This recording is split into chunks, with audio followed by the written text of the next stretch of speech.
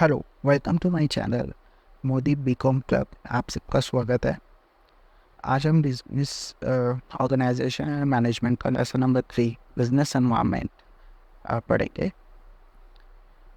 इसमें जो main topics हैं वो हैं introduction, business environment, characteristics of business environment, component of business environment, business friendly environment, elements of business friendly environment, ethics in business, the importance of business ethics, a principle of business ethics, steps to develop business ethics in a company, social responsibility in business, reasons of corporate social responsibility, Companies Act 2013, the corporate social responsibility legalization, property of corporate social responsibility। तो आइए सबसे पहले बात करते हैं business environment क्या होता है। The term business environment refer to the all external factor that influence how business operate. सबसे पहले एक्सटर्नल फैक्टर्स क्या होते हैं। एक्सटर्नल फैक्टर्स होते हैं गवर्नमेंट हो गए, डेटर हो गए, क्रेडिटर हो गए, कस्टमर हो गए, जो कि बाहरी फोर्सेस होती है जो किसी बिजनेस पे बाहर से इम्पैक्ट करती है। तो the term business environment refer to all external forces. तो ये सारी जो एक्सटर्नल फोर्सेस है जो बिजनेस को इन्फ्लुएंस करती है कि वो बिजनेस कैसे ऑपरेट करे, तो इसको कहते हैं business environment. Next, characteristics of business environment. First है combination of internal and external forces, यानी कि ये एक कॉम्बिनेशन है इंटरनल और एक्सटर्नल फोर्सेस का। इसमें 3 पार्ट्स हैं। पहला है माइक्रो। माइक्रो यानी कि जो सबसे छोटे फोर्सेस होते हैं, factors like employees, management, investors, they have impact on the firm day to day operation as well as in strategic decision, यानी कि जो डे टू डे डिसीजंस को इम्पैक्ट करते हैं, ऐसे फोर्सेस को कहते हैं माइक्रो। उससे नेक्स्ट होता है मीजो फैक्टर्स। मीजो क्या होते हैं, वो थोड़े से बड़े होते हैं। Factors like customers, suppliers, competitors. While the firm has little control over these, strategic planning can mitigate their impact. ये वो फोर्सेस होते हैं जो कि कंपनी में इम्पैक्ट डालते हैं, थोड़े बहुत इम्पैक्ट डालते हैं।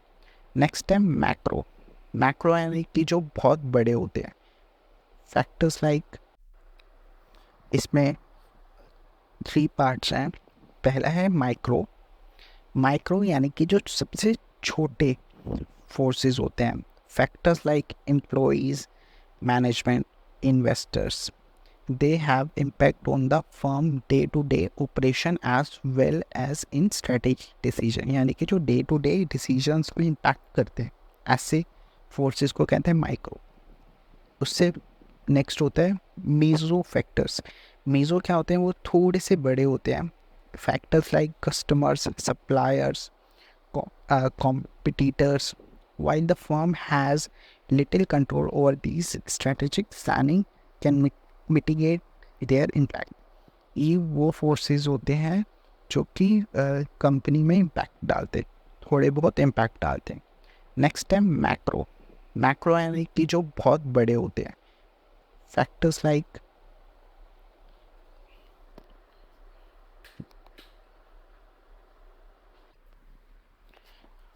Political, social, economics, technology and legal. These factors have impact on all industry in an economy. तो ये हो गए macro. Next, interconnected and coordinated. The various business environment factors are interconnected and coordinated and correlated. ये सब आपस में interconnected होते हैं, correlated होते हैं। Change in a interest rate, for example, has an impact on level of inflation, employment and output. एक example है जैसे कि बैंक जो इंटरेस्ट रेट निकालता है, अगर उसमें कुछ चेंजेस होते हैं, बढ़ती है घटती है, तो उसका सीधा इम्पैक्ट क्या इन्फ्लेशन पे पड़ता है, एम्प्लॉयमेंट पे पड़ता है, और भी बहुत सारे फैक्टर हैं जिसके ऊपर उसका इम्पैक्ट पड़ता है। तो ये आपस में इंटरकनेक्टेड होते हैं। The dynamic nature. Because the environment is a combination of many factors, changes in this factor have impact on a business.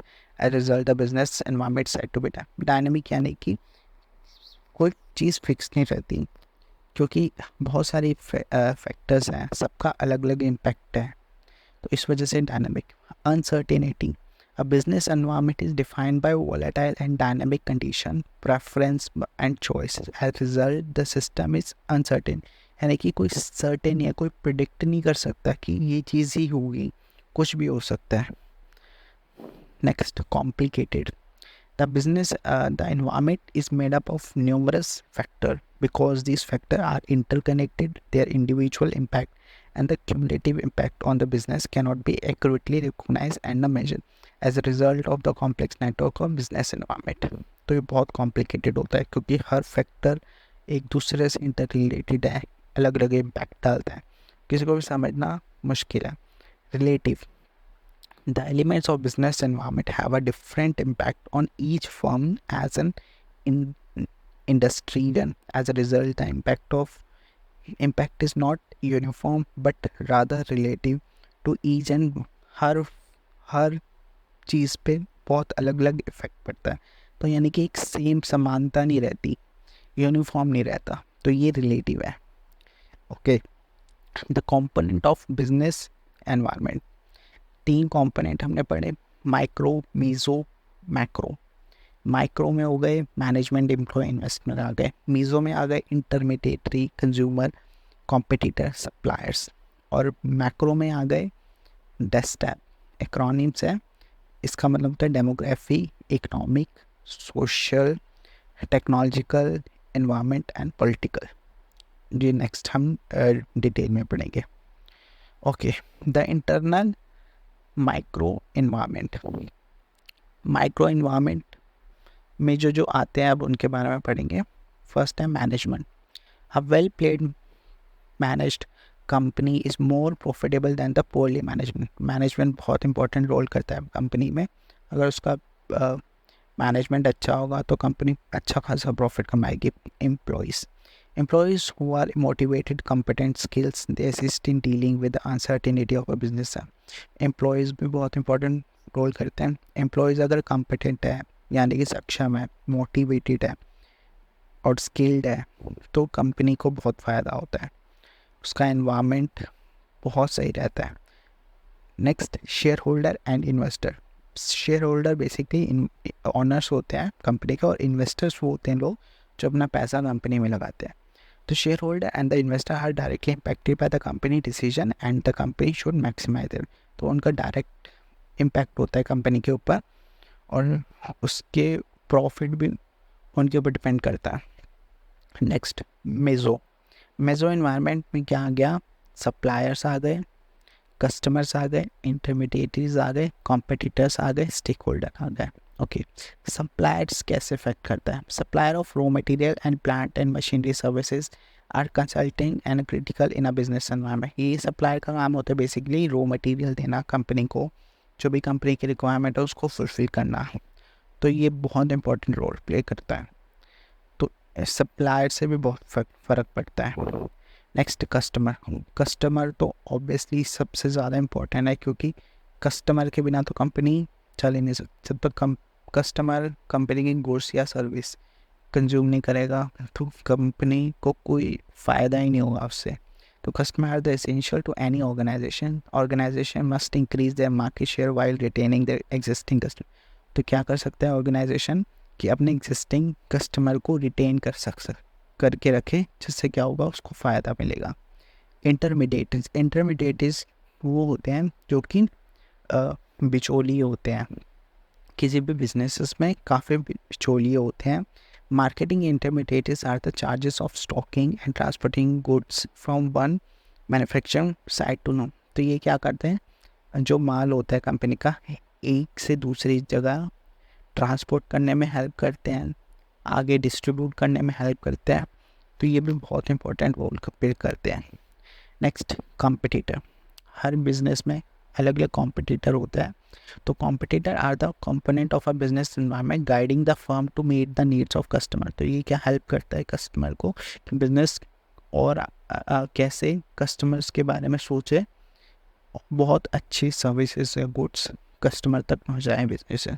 Stake holder are the member of general public who affected by organization operation. जो आम लोग कहीं ना कहीं जो company से impact करते हैं उनको स्टेक होल्डर कहते हैं।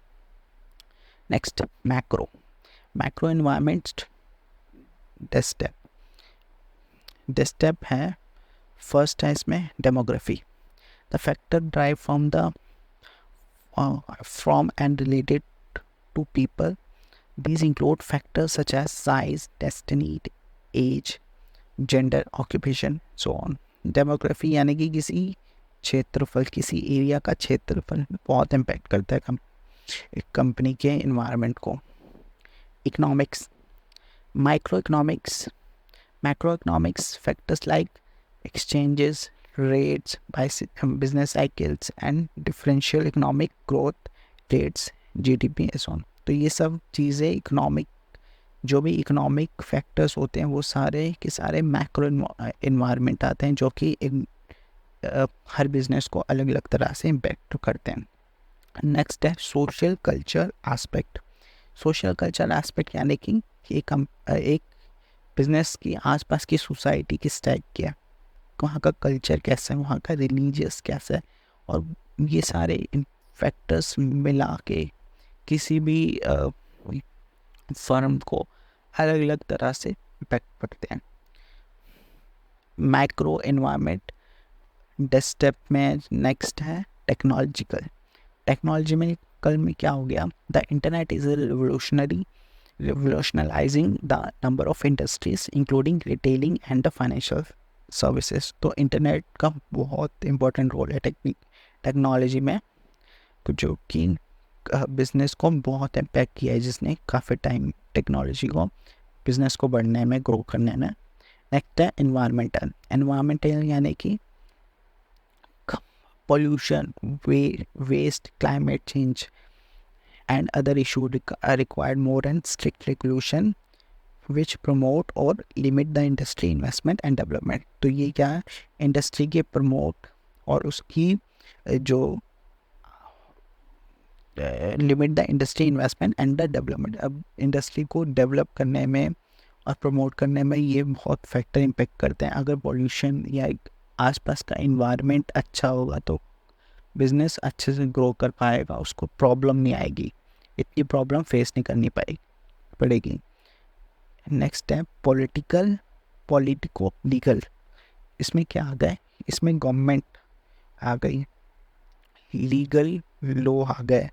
तो ये बहुत इम्पैक्ट करता है, इन्फ्लुएंस करता है कि अगर कंपनी के फेवर में ऐसे रूल्स एंड रेगुलेशंस है जो कि कंपनी का बिजनेस में ग्रो करने में हेल्प कर रहे हैं, तो बहुत इफेक्ट पड़ता है। गवर्नमेंट की पॉलिसीज़ ऐसी हैं कि जो बिजनेस को डेवलप करने में हेल्प कर रही है, तो वो बहुत इम्पैक्ट करता है। नेक्स्ट है बिजनेस फ्रेंडली एनवायरनमेंट। अब बिजनेस फ्रेंडली एनवायरनमेंट क्या होता है? A business friendly environment is one that encourage new business to open and allow them to thrive and grow. यानी कि जो किसी भी नए बिजनेस को खुलने में और उसको बढ़ने में हेल्प करे, उसको कहते हैं बिजनेस फ्रेंडली एनवायरनमेंट। ऐसा एनवायरनमेंट जो भी किसी भी बिजनेस को ग्रो करने में हेल्प करे। It is distinguished by the operational certainty, anonymous demand and opportunities, transaction security, enterprise growth, ease of access to resources and dependable judiciary and legal। ये सारे चीज़ें इससे पे डिपेंड करती हैं। Next, elements of a business friendly environment. अब इसके elements क्या होते हैं? पहला है tax and compliances. Tax and compliances मतलब कि जो भी लॉज हैं, कंप्लाइंस लॉ है, और जो टैक्सेस हैं गवर्नमेंट के, वो कैसे हैं। नेक्स्ट है registration and certification. Registration and certificate यानी कि हर एक बिजनेस को अलग अलग चीज़ों के लिए रजिस्ट्रेशन करवाना पड़ता है, सर्टिफिकेट सही होता है। अगर रजिस्ट्रेशन और सर्टिफिकेट प्रोसेस इजी होगा तो बिज़नेस को बहुत इम्पैक्ट पड़ेगा। नेक्स्ट है special economic zone, SEZs। SEZs क्या होते हैं? ये एक स्पेसिफिक एरियाज़ होते हैं, यहाँ पे गवर्नमेंट कहती है कि अगर आप इस स्पेसिफिक एरियाज में आके बिजनेस करोगे तो हम आपको कुछ बेनिफिट्स देंगे। बेनिफिट बहुत अलग अलग टाइप के होते हैं। कंपनी टैक्स में उनको छूट देती है और भी उनको प्रमोट करती है। तो SEZs भी बहुत इम्पेक्ट करते हैं बिजनेस फ्रेंडली इन्वायरमेंट को, बिजनेस को ग्रो करने में। इंफ्रास्ट्रक्चर, अगर इंफ्रास्ट्रक्चर अच्छा है तो बिजनेस ऑटोमेटिकली जल्दी ग्रो होता है। रेगुलेशंस अच्छे हैं, लॉज कंपनी के फेवर्स में है तो बहुत इम्पैक्ट पड़ता है। Training program and workshop, training और प्रोग्राम्स क्या आते हैं, एम्प्लॉयज़ को इनकी प्रोडक्टिविटी इम्प्रूव करते हैं। वर्कशॉप, उनसे सीख पाते हैं एम्प्लॉयज़, जो कि बिजनेस इन्वायरमेंट को बहुत हद तक इफेक्ट करता है। लास्ट है subsidies and the government incentives. अगर गवर्नमेंट सब्सिडीज़ किस टाइप की दे रही है, उसकी इंसेंटिव्स कैसे हैं, तो ये सब भी बहुत इफेक्ट करते हैं। Next, ethics in businesses. Ethics means an entity, appropriate and moral behavior which is generally supported by a code of conduct. सबसे पहले कोड ऑफ कंडक्ट क्या होता है? कोड ऑफ कंडक्ट मतलब होता है कि रूल्स एंड रेगुलेशंस, उसको कहते हैं कोड ऑफ कंडक्ट। किसी भी एंटिटी अगर कोई मोरली बिहेव करती है, जो कि किसी भी कोड ऑफ कंडक्ट को फॉलो करती है, तो उसको हम कहते हैं वो एथिक्स है।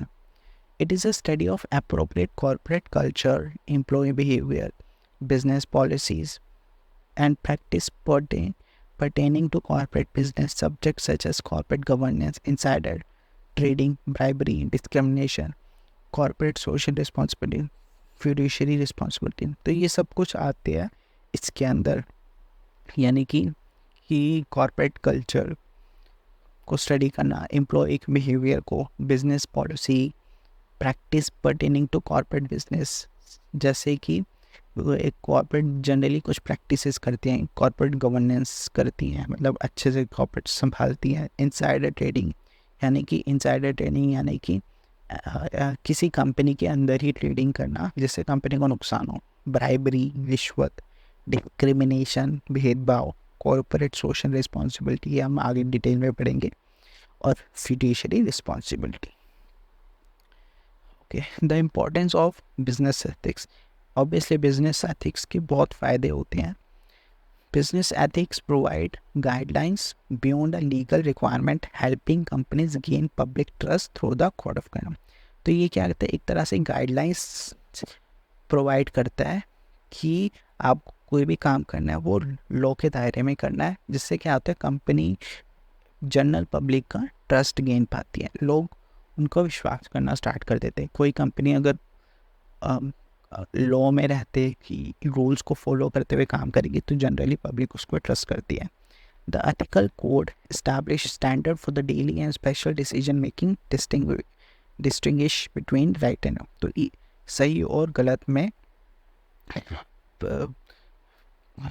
भेद करना आसान हो जाता है अगर लॉ फॉलो हो रहे हैं कंपनी की डे टू लाइफ में।